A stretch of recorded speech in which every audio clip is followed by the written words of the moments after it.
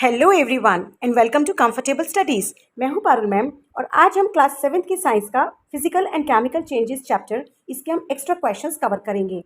Chapter को आप सबसे पहले 3 से 4 बार रीड कर लें।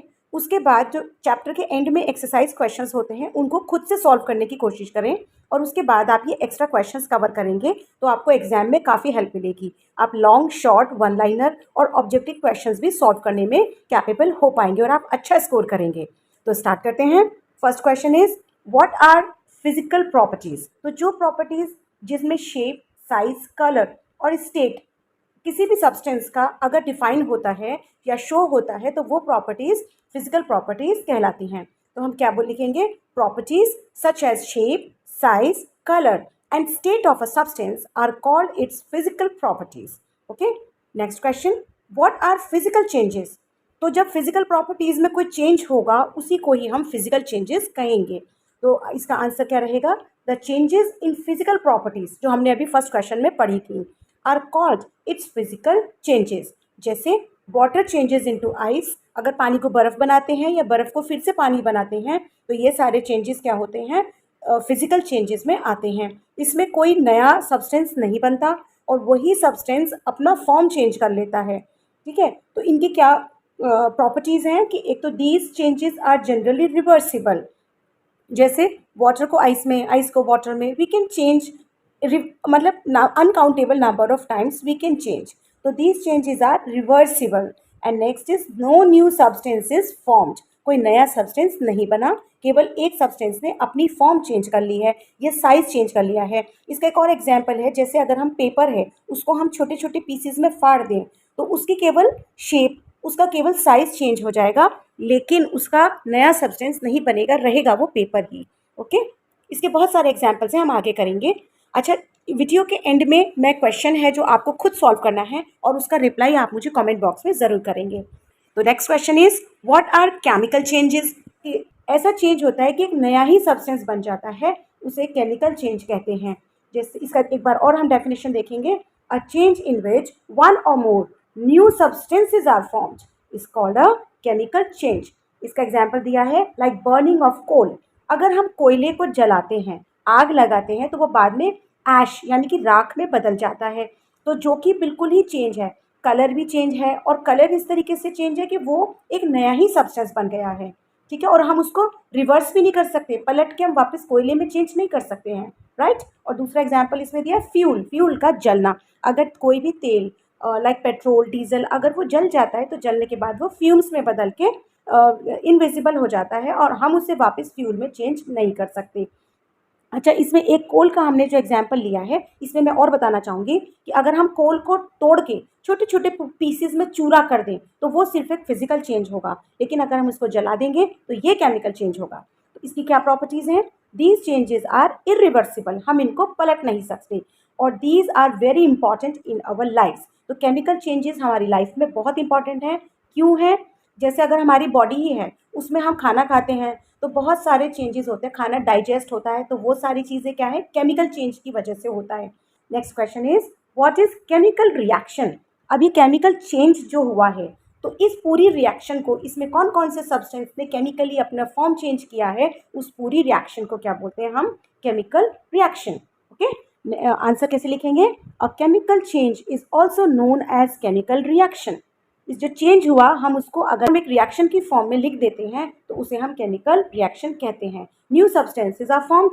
Example, rusting of iron. अगर लोहे पर बाहर मॉइस्चर में या पानी लगने से जंग लग जाता है तो वो क्या है? एक केमिकल चेंज है और जो कि उसको हम केमिकल रिएक्शन भी कहते हैं। Next is burning of magnesium ribbon. तो मैग्नीशियम रिबन का बर्न हो जाना भी एक केमिकल रिएक्शन में ही आता है।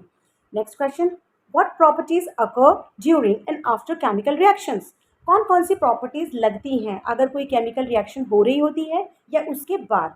हीट, लाइट, रेडिएशन में बी गिवन ऑफ और एब्जॉर्ब्ड। या तो केमिकल रिएक्शन में हीट, लाइट और रेडिएशन निकलता है या फिर एब्जॉर्ब किया जाता है, राइट। साउंड में बी प्रोड्यूस्ड। किसी किसी केमिकल रिएक्शन में हल्की या तेज साउंड भी प्रोड्यूस होती है। नेक्स्ट है न्यू स्मेल में बी गिवन ऑफ। कभी कभी कोई अलग टाइप की स्मेल भी आने लगती है। Colour change can occur. Colour भी चेंज होता है। अ गैस में बी फॉर्म्ड। और कई बार किसी किसी केमिकल रिएक्शन में गैस भी फॉर्म होती है। तो आप इनको एक दो बार रीड करेंगे, आपको याद हो जाएगा। नेक्स्ट क्वेश्चन है, give the chemical equation of iron rusting. अभी हमने केमिकल इक्वेशन ऊपर क्वेश्चन पढ़ा था, तो इसमें आयरन रस्टिंग का हमें बताना है।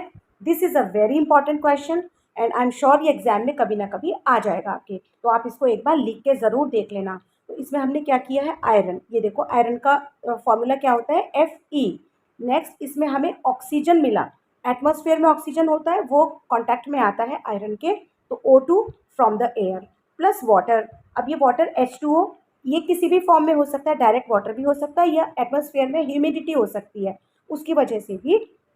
तो आयरन, ऑक्सीजन एंड वाटर, ये सब मिलकर के क्या कौन सी रिएक्शन कर रहे हैं, रस्ट बना रहे हैं। जंग जो कि रेड ब्राउनिश कलर का होता है, इसका क्या फॉर्मूला होता है, iron oxide Fe2O3, Fe2O3। Okay, तो इसका है for rusting the presence of both oxygen and water is essential. तो हम इसके लिए क्या करते हैं कि जो आयरन पीस है, सपोज ये आयरन पीस है, इसके ऊपर हम कुछ कोटिंग कर देते हैं, वो आगे हम पढ़ेंगे क्वेश्चन में, जिससे क्या होता है ऑक्सीजन और वाटर उस पर कॉन्टैक्ट में नहीं आ पाता है आयरन के, और रस्टिंग को हम डिले कर सकते हैं या स्टॉप कर सकते हैं। ओके, नेक्स्ट क्वेश्चन देखो जो मैं बोली थी, how can we prevent iron from rusting. Rusting से कैसे बचाया जा सकता है, ये भी इंपॉर्टेंट क्वेश्चन है। तो prevent iron articles from coming in contact with oxygen और वाटर और ह्यूमिडिटी, उनके कॉन्टैक्ट में आने से बचाना है।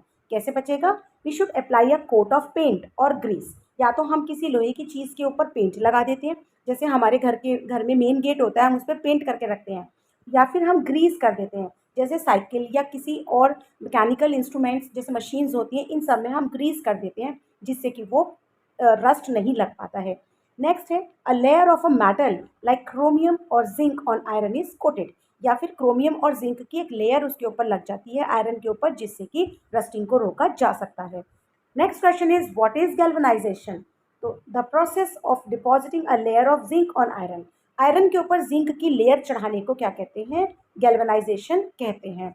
The iron pipes we use in our homes to carry water are galvanised to prevent rusting. तो हमारे घर में जो पानी आता है पाइपों के थ्रू, अब उसमें जब सारा दिन पानी आएगा तो रस्ट बहुत जल्दी लग जाएगा, और वो अंदर अंडरग्राउंड उनको दबा के चलाई जाती है वो पाइप्स, तो सॉइल से भी ह्यूमिडिटी लेगा वो तो बहुत जल्दी ख़राब हो जाएगा। इसलिए उनको जिंक की कोटिंग करके तब गैल्वेनाइजेशन प्रोसेस से बनाया जाता है, और तब उनको वाटर कैरी करने के लिए लायक बनाया जाता है। Okay, next question is lower parts of ship.